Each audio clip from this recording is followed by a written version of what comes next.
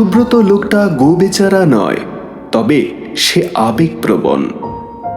সরকারি কাজে তাকে প্রায়শই একা ঘুরতে হয়, আর সে এই একাকিত্ব পছন্দ করে।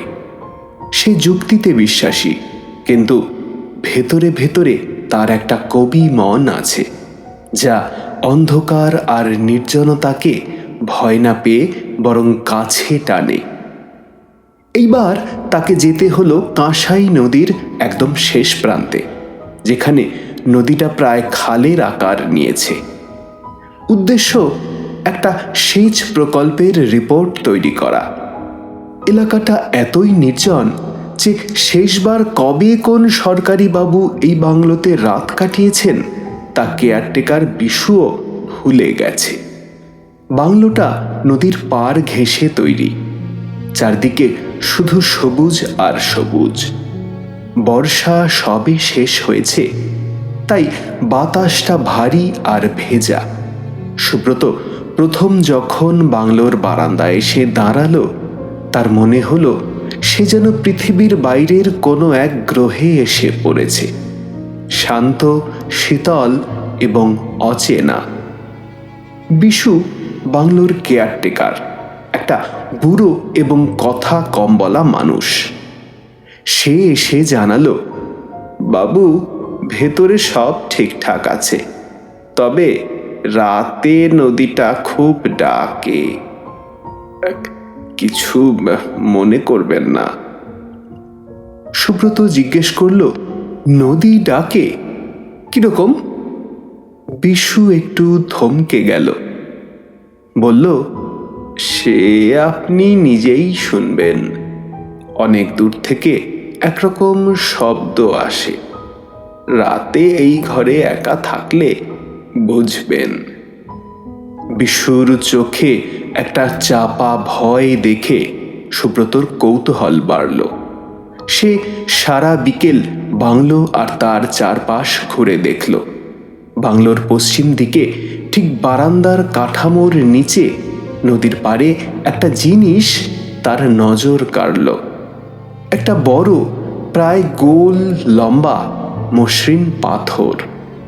না, ঠিক পাথরও নয়, মনে হচ্ছে যেন বহু বছর ধরে জলে ডুবে থাকা কোনো বিশাল গাছের গুঁড়ি, কিন্তু তার রংটা অস্বাভাবিক, গাঢ় খয়েরি, যেন তেল চুঁয়ে পড়ছে তার গা থেকে। ওটার গায়ে কোনো শ্যাওলা নেই, কোনো আগাছা নেই, শুধু একটা মসৃণ শীতল নীরবতা।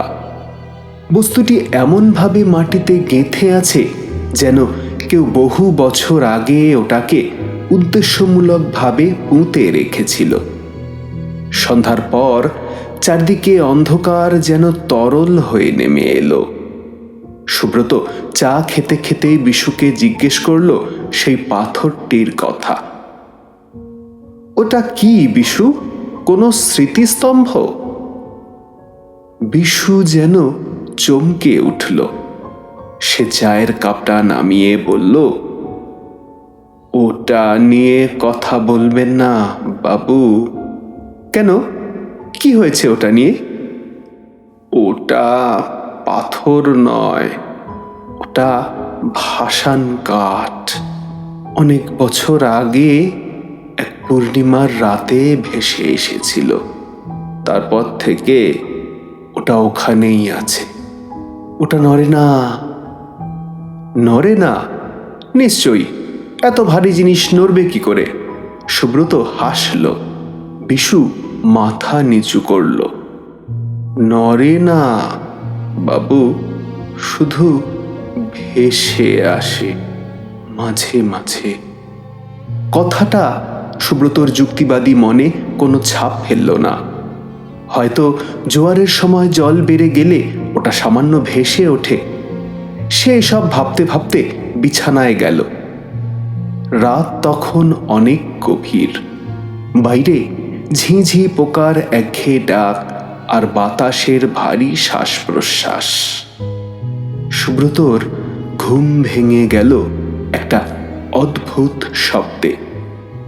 সেই শব্দ জানি বিশু বলেছিল, নদী ডাকে। শব্দটা আসলে নদীর ডাক নয়, শব্দটা আসছে অনেক দূর থেকে, কিন্তু সেটা জলের স্রোতের শব্দ নয়। এটা যেন একটা চাপা গভীর শীতল কান্নার মতো। মনে হলো যেন খুব মৃদু কিন্তু তীব্র এক দুঃখের সুর ভেসে আসছে জলের ওপর দিয়ে। সুব্রত উঠে বসল, টর্চ নিয়ে সে বারান্দায় এলো। চারদিকে ঘন অন্ধকার। সে টর্চ জ্বালল না, পাছে বিশু টের পেয়ে যায়। সে শুধু নদীর দিকে এক দৃষ্টে তাকিয়ে রইল। প্রথমেই তার চোখ পড়ল পাড়ের সেই মসৃণ গাঢ় বস্তুর দিকে, কিন্তু সেটা তো সেখানে নেই। সুব্রতর হাত পা ঠান্ডা হয়ে গেল। এত ভারী বস্তু যা দিনের বেলাতে মাটির সঙ্গে মিশেছিল, সেটা এখন পাড়ে নেই। সে তাড়াতাড়ি টর্চ জ্বালল। নদীর জল স্থির, কালো কাপড়ের মতো বিছিয়ে আছে। আর ঠিক বাংলোর নিচে, যেখানে নদীর গভীরতা কম, সেখানে জল ভেদ করে সেই বস্তুটি ভেসে উঠেছে। সেটা স্থির নয়, বরং খুব ধীরে ধীরে, প্রায় আলগোছে বাংলোর দিকে এগিয়ে আসছে। তার গা থেকে সেই গাঢ় খয়েরি রংটা অন্ধকারে যেন আরো রহস্যময় দেখাচ্ছে। আর সেই কান্নাটা, শব্দটা যেন এখন আরো স্পষ্ট। মনে হলো সেই কান্নার উৎস যেন বস্তুটি নিজেই, একটা শীতল নিস্তেজ তীব্র কষ্ট, যেন হাজার বছরের কোনো এক অতৃপ্ত আত্মা ওই কাঠে বা পাথরে বন্দী হয়ে ভেসে বেড়াচ্ছে।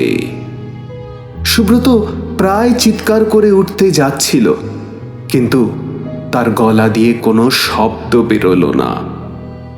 তার শরীরের সমস্ত শক্তি যেন শুষে নিয়েছে রাতের নীরবতা। সে দেখল বস্তুটি একদম বাংলোর বারান্দার নিচে এসে স্থির হলো, যেন অপেক্ষা করছে। সুব্রত চোখ বন্ধ করে কানে আঙুল দিল। সে মনে মনে জোর করে যুক্তি খুঁজতে শুরু করলো। এটা জোয়ারের খেলা, জলের তলার বুদবুদ যা ভারী জিনিসকে ভাসিয়ে দিয়েছে। এটা স্রেফ একটা গাছের গুঁড়ি। কিন্তু তার যুক্তির দেয়াল ভেঙে দিল সেই কান্না। তীব্র নয়, কিন্তু গভীর। সে দ্রুত ঘর থেকে বেরিয়ে বিশুর ঘরে গেল।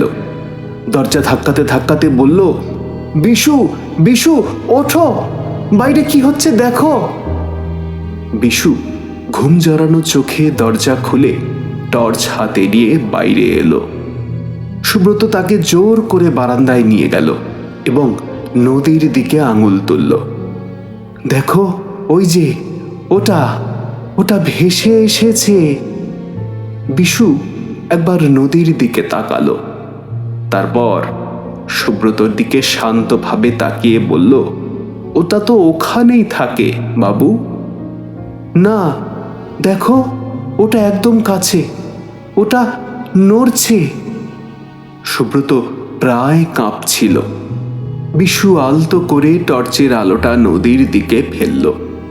নদীর জল শান্ত, আর বারান্দার ঠিক নিচে, যেখানে বস্তুটি ভেসে এসেছিল, সেখানে কিছুই নেই, শুধু সেই গাঢ় কালো জল। বিশু মাথা নাড়ল। বাবু, ওটা পাড়েই আছে। আপনার হয়তো চোখে ভুল হয়েছে। রাতে এই নদীর কাছে বেশি যেতে নেই। সুব্রত বিশ্বাস করতে পারল না। সে নিজেই টর্চটা নিয়ে নদীর পাড়ে গেল। হ্যাঁ, বস্তুটি আবার সেই পুরনো জায়গায় মাটির সঙ্গে গেঁথে আছে, যেন কোনো দিনই নড়েনি, যেন তার চোখ দুটো তাকে ধোঁকা দিয়েছে। পরের দিন সকাল, সুব্রত কোনো মতে বাংলোর কাজ ছেড়ে বিশুকে বেশি টাকা দিয়ে বিদায় নিল। ফিরে আসার সময় তার কেবলই মনে হচ্ছিল সেই রাতের অভিজ্ঞতাটা কি স্রেফ চোখের ভুল ছিল, নাকি ওই বস্তুটি সত্যি এক রাতের জন্য নদীর ওপর ভেসে এসেছিল তার কান্নার সুর নিয়ে। সুব্রত আজীবন যুক্তিবাদী ছিল, কিন্তু সেই দিনের পর থেকে সে আর রাতের বেলা নদীর ধারে একা যেতে পারে না। সে জানে এই জগতে কিছু রহস্য আছে যাদের ব্যাখ্যা হয়তো সহজে পাওয়া যায় না, আর সেই রহস্যগুলো তার সাহসের ওপর নয়, বরং তার মনের যুক্তির ওপরই নীলচে কালো দাগ কেটে দিয়ে গেছে।